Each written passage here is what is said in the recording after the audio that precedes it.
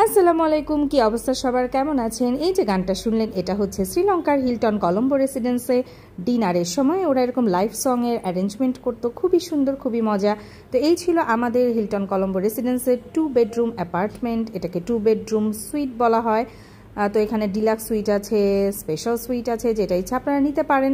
এখানে 2টা বেডরুম, একটা মাস্টার বেড, একটা চাইল্ড বেড, সাথে আছে অনেকগুলো ক্লোজেট, আর আছে শাওয়ার এনক্লোজার সহ 2টা ওয়াশরুম, একটা অ্যাটাচ, একটা কমন, আর এই বিশাল কিচেনে থাকবে সব ইউটেন্সিলস, সব কিছু যা যা আপনার প্রয়োজন। সাথে আছে ফ্রিজ, আরও আসছে ক্রকারিজ, ওভেন, এভরিথিং আপনার থাকতে যত যা লাগবে, গ্লাস প্লেট থেকে শুরু করে সবই আছে। আর এই ছিল এটার ফ্রন্ট ভিউটা ছিল ভীষণ সুন্দর। এটাকে বলে লোটাস টাওয়ার।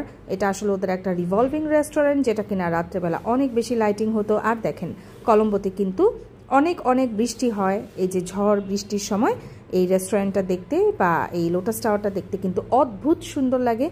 আর এই লোটাস টাওয়ারটা ঠিক এইভাবেই তার কালার চেঞ্জ করতে থাকে। আর এখানে চলে আসছি হচ্ছে সুইমিং পুল এরিয়াতে আমার ছেলে কিন্তু খুব মজা করে সাঁতার শিখছিল। আর এখানে কিন্তু আমরা 1 মান্থ ছিলাম, পার নাইট খরচ পড়েছিল $280।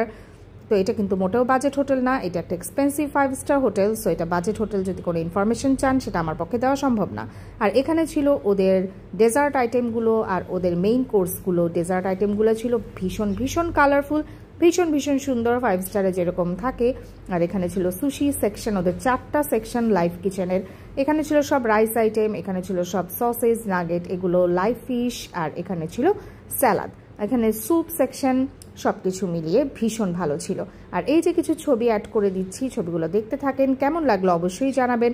আর এই হিলটন কলম্বো রেসিডেন্সের ফুল ভিডিওটা যদি পেতে চান আর আমার শ্রীলঙ্কার ট্যুরের সব আপডেট যদি জানতে চান, তাহলে অবশ্যই আমার ইউটিউব চ্যানেলটাকে সাবস্ক্রাইব করে দেন। আমার ইউটিউব চ্যানেলের নাম হচ্ছে We3BD by Jewel Tishi and Arash, We3BD। Okay, so দেখা হবে ইনশাল্লাহ।